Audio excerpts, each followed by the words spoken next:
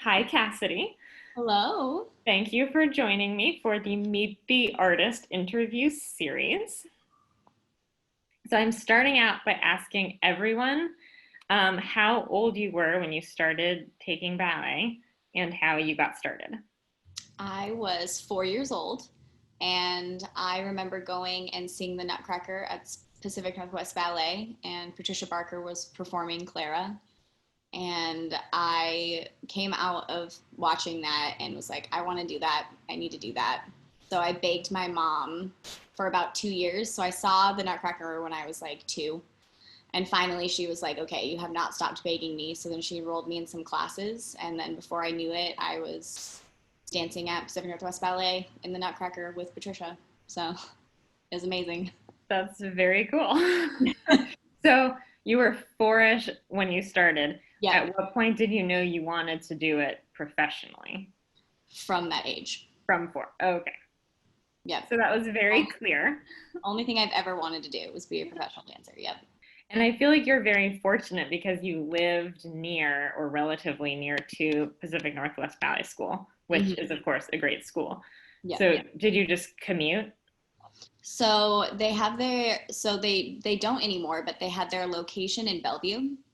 So they had a Bellevue and a Seattle location. I rehearsed and did all of my time at the Bellevue, and then whenever we performed, I would commute into the city. But it was not that terrible of a commute, like maybe 15 or 20 minutes. It wasn't a bad. Oh, that's good. Yeah. So it wasn't like you were spending all your time in the car. I mean, we still were because not only was I doing that, I was doing competition dance. So I would go to Pacific Northwest Ballet, do their hours, and then I would go to another dance studio and do that until like 10 p.m. So I was reading your bio in Mhm. preparation for this. And the thing that I just can't get past is that you got your first job at Grand Rapids Ballet at 16, which Yes. sounds so crazy young. Mhm. So I think, was that Patricia Barker who you'd mentioned? Was she the artistic director? Yeah, so she had taken over Grand Rapids Ballet a year before, and she had been watching me do um, like competitions, ballet competitions, Youth Mhm. American Grand Prix and stuff. And after one of those Youth American Grand Prix competitions, she taught a couple classes, and she pulled me aside after one of the classes and said, you know, it would be really great if you came to my summer intensive. I just took over Grand Rapids Ballet. And I was like, hands down, absolutely. I will do that. And then at the end of the summer intensive, she said, hey, can you give me your phone? And I was like, sure. And she called my mom on my phone and said, I'm about to offer your daughter a traineeship with my company. Or is this something you would allow her to do? Move away at 16 and do this? And my mom said yes. And I was stoked. So were you ready? Like, did you feel ready to do it? I had been ready to get out of my house and do this full time for a long time. I was just like itching to do that. I was not really, I did school, I finished up high school when I was 16 too, but I was ready to like focus on dance. That's a long way to go. Were you like, did you have roommates? Were you cooking? I certainly was not cooking at 16. No, I Um, only actually recently started cooking. So okay. finally, I'm 25 now, and I recently started like actually cooking. But back then, I literally lived off like mac and cheese and anything that was super fast and easy because I just Mhm. learned that growing up. I totally wish I had. I think if that would be one of the main things I would like say to a younger dancer, learn how to cook. It will save you lots of money. um, but yeah, I had a really fun time doing that, but my first living experience wasn't great. Oh no. Lots of learning for sure. Yeah. So you were 16 when you got there, and you said you started as a trainee. Started as a trainee, and then And you worked your, okay. the next year right away to apprentice, and the next year right away to full company member. Do you feel like were there really differences between those levels So not other really, than payment? other than pay. Yeah, other than pay, not really, because Patricia strongly believed if you were ready to go on stage, it didn't matter your age, which was truly amazing because obviously I was the baby of the company for a long time. She always let me do the amazing roles, and she always let the choreographers use the baby So you got a lot of performing in, a it lot. sounds like. Yeah. Did you feel like there was a big transition from student to professional, or not so much? Definitely, definitely. There was a big transition with just like, I mean, for me, my first transition of like not having to wear the pink leotard with the tights underneath, not having to do that anymore was incredible. Um, Knowing that they kind of left you alone to make sure that you knew what things were. They didn't like come and say, "Hey, you were having a problem with this, you need to fix it." It was basically if you didn't do the work on when you were supposed to do it, you don't get to do that piece. And it was very clear. And there was no coddling of any kind, which I really liked because it made it a level of respect. If you were, you know, a young one, but they were still giving you things, it meant that they respected me. And I really enjoyed that because I respected them. I was very quiet my first couple of years because I had already realized through my living situation that because I'm young, I could be annoying. So I was just like very quiet and like don't say anything and learned that lesson pretty fast. And then as I got older, you know, I got more expressive and more outgoing, and now I'm the more blunt one. So I didn't know that much about your competition dance background. Mhm. What do you feel like that gave you that you weren't getting from your regular ballet training? That's a great question. So I grew up doing competition first, and then I had a competition ballet teacher that was like, you need to go to Pacific Northwest Ballet. And so I immediately started doing that because I was like, of course, I love dancing, this sounds great. And then I realized that my contemporary and my lyrical and my jazz got better the better ballet technique I had. Hmm.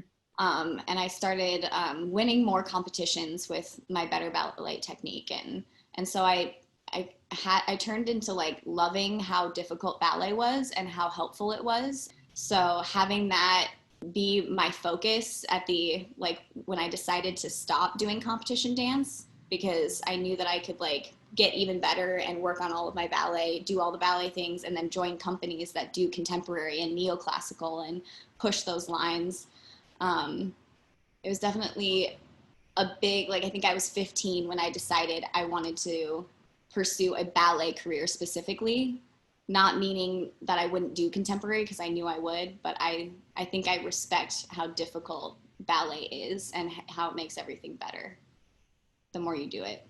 So I know, since you've just said that contemporary is really near and dear to you, and Smuin considers itself a contemporary ballet company. Mm-hmm. So, two questions: is that part of what made you look into Smuin after so much time at Grand Rapids, where I think you did a fair amount of contemporary work? Mm-hmm. And then the other question is, how would you define contemporary ballet? Because it's hard to do. Okay. So one of the reasons why I did send my stuff to Smuin Contemporary Ballet was because I knew that you guys, first of all, didn't do a Nutcracker, and I loved that because I've done so many Nutcrackers, and I was so tired of hearing that music. Um, and two, I knew that you guys played a lot with like crazy neoclassical and contemporary, and I love being in a small company. It kind of all matched. I was the right height. I knew that you guys let dancers choreograph because that's something I'm interested in. So it was kind of like checked all my boxes when I was looking for companies. And I actually only sent my stuff like here and Ballet X when I was auditioning. So this was like my top pick for sure. And I love the atmosphere of a small company. Like we all have to get along, we all have to be friends, and you know, if you don't mesh, you don't mesh and you don't stay. And like, it's just how it works. Um, so that was my reason for that. And then what was the second question? Oh, sort of defining contemporary ballet. So I think that people used to think of contemporary ballet as more neoclassical. So just like point shoes and pushing the envelope of the classical pieces. But I think that definition has morphed for my generation because now it can be in socks and you can be far from any sort of classical position and move in and out of it. So I think it's a mixture of ballet, jazz, contemporary, hip hop, and like emotions. And there's no rules. I think one of the reasons why I love contemporary so much is there aren't any rules with it. You get to use all this knowledge that you have and create all of these incredible different shapes and movement qualities. And like, where can we have this movement come from? In ballet, this movement has to come from the inner thigh. It has to come from over here. But in this new world where we get to play around, it gets to come from wherever you want it to come from. And like, how does it feel? What does it look like? Is it with the music? So I think it's definitely morphed into something completely different for me than when I grew up watching like contemporary ballet with like neoclassical things, which I still love and it's still beautiful. But that's not contemporary anymore. Yeah, in my opinion, it totally can be for other people, but in my opinion, it's neoclassical. That's what's interesting is I feel like almost everyone has a different way of describing contemporary ballet. Yeah. And that's very interesting, but can lead to confusion. Definitely. I think because it's such a gray area. Because it's not modern ballet. It's contemporary, which sort of inherently has the time element, right? Like it's of now. Yep. Which is why you're saying it was one thing when you were a kid, but now it's something else. So you were just talking a little bit about choreography, and I know you love to do it. And I'm so glad that we were able to have our choreography showcase like days before we went into shelter in place here, because you had 2 pieces on the program.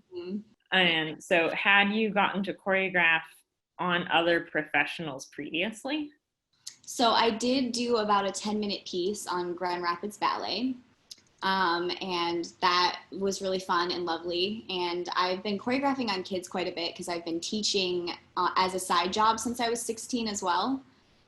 So I was teaching in a competition studio because that's where I grew up and, you know, I know all of it. And so all the years of that, and then I've also worked with Dios Contemporary Ballet. It's another like small company out in Grand Rapids. I created about an 8-minute piece for them. And I love working with professionals because I've spent so much time working with students that whenever I get a professional, there are things that I don't even have to say or discuss. I can literally just show them, and they're so good at mimicking me and understanding my like weird English for trying to explain why I'm having you do this weird move.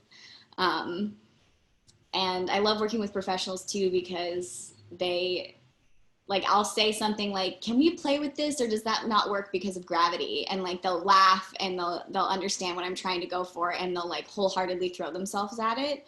And sometimes with kids, they get scared or they get nervous. And with professionals, they know where their limits are. They know what things they can and can't do. And there's that like, especially working with coworkers, there's that, you know, no, I can't do that. And like, I love it when they're honest with me about that, because in my brain will just think about all these incredible things that we can do. But sometimes it's not actually feasible unless I have like a magical rope connected to the ceiling. Yeah. And so currently we've just started back and you are getting to choreograph right on your pod for this season. So I'm guessing that's already a season highlight. Definitely. I'm loving every minute of it. Yeah. Do you have rules, or are you just sort of like playing with everything? So I think that I started collaborating with a man. His name is Brandon. I don't know how to pronounce his last name. But I am collaborating with him, and he lives out in Seattle. And he is making me a beautiful piece for John and Therese. I'm doing a like 1950s style, almost Broadway music. It's about like a lovely pas de deux about 2 people who are in love. They're going through like a little bit of ups and downs, and the woman just left for a journey to, you know, focus on her career, and they haven't seen each other in a year, and now they're back together, and that's where like the pas is kind of set. And I wanted to create something, especially during this time, that was like light, easy, and breezy, but still real. and Mhm. had like nothing to do with the politics and nothing to do with the air quality and COVID. Just something people could sit down and like smile about and be like, oh, that's adorable, that's love, and they're supporting each other through life together, which is also Therese and John. So, Yes. so perfect for them. And I've been having really a lot of fun with them because, of course, they're married. They know each other really well. Their chemistry is 100% there. So we've been having a great time. I've only had 2 rehearsals with them, but we have like half their pod done already. So I'm very happy about that. That's good. And you're getting to choreograph this in person, In right? person with them because they're in my pod. Yeah. Yeah. I Okay, mean, as I'll wear opposed to, masks, but yeah. but when you've been teaching lately, you've been teaching via Zoom. Via Zoom, yes. So Everything. how do you find that? I honestly, it's not my favorite. It's not my favorite. But if I have to say positive things about it, I can. The positive things about teaching on Zoom is I have to be very expressive with my words of how I want things. Um, and I can't, there's only so many angles that I can like show what I want them to do, but I have to use very expressive words. And like, so I've been having a fun time using my words more than showing things because it's hard. Are there other things that you have already seen shift in the arts during COVID that you think are really positive? Or are I there things you're waiting to see happen? I've definitely been seeing all of the virtual pieces people are putting out, and I'm actually very excited about that because creating dance for film, I think, is something that doesn't happen very much, and that's another way that we could get our art out there even more. Show how beautiful little small movements are. Nothing like big or extravagant, just little tiny movements that anyone can do, and doing that for beautiful film and shots, and you can make a whole piece out of that. I like that, and I think that that's incredible. um, I'm Yes. excited about us being able to like perform outside more, and like we're getting a movable stage that we can kind of take wherever we want. So I'm excited for more like outdoor safe live performances, rather than always needing everything to be in a, you know, a dark box in a theater. um, I think this will definitely push everybody outdoors and doing live performances and getting people just on the streets to be like, oh my gosh, dance is a thing. We have ballet companies here, and we have more than San Francisco Ballet, you know. Hmm. So I'm excited for that. I think it's interesting what you were saying about the dance films because I think previously they've almost been secondary. Like companies would make them or people would do them, but it was sort of like supporting material. Mm-hmm. Whereas now that's one of the only things you can do. So they're Yeah. suddenly front and center. And Yeah. sort of the same with outdoor Mm-hmm. performances. It was like, oh, maybe we'll do an outdoor show. And now it's Mm-hmm. like everyone's just planning them. I like that live performing aspect of that for sure. And I'm super glad that we're going to be able to still be performing live, because even though I am excited about the filming and making dance movies, but I think the thing that I love the most about dancing is the live performances. We're at the last question, and you can look backwards or forwards or both if you prefer. Do you have a favorite ballet that you have danced or choreographer you've worked with, or a dream ballet to dance or choreographer to work with? Mm.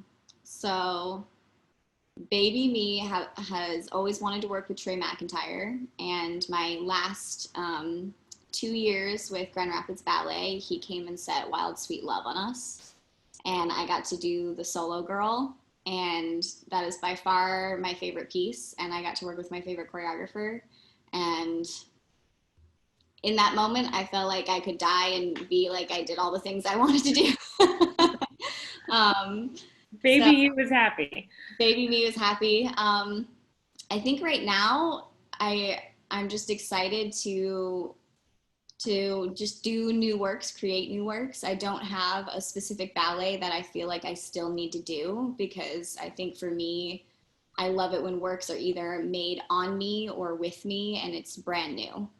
Because I love the working process of brand new pieces. But yeah. Oh, I should ask then, do you prefer to choreograph or be choreographed on? Ooh, that's a really good question. Um, I mean, I feel hard like question. either way you have to sort of, you sacrifice something, right? Yeah. Either way. So, Yeah, I mean, I think it's pretty equal for me right now because I love doing someone else's choreography. Um, it's kind of this might be too much information, but it's kind of a pet peeve of mine when a choreographer comes in and then asks us to choreograph hmm. certain aspects of their piece. That doesn't happen very often, but when it does happen, I'm like, I do my own choreography a lot personally, so I don't want to do my stuff. I want to do your stuff. I want to learn your movement quality, and I want to learn from you because the more information I take in, the better I can choreograph later because I'll have more things to play off of and more movement qualities to grow from. So it's kind of both. Yeah. Okay. You don't have to choose, so you're off the hook As I get older, I'm sure it will be me preferring to choreograph. there. Okay, well, thank you so much. That is the conclusion of our interview. Thank you.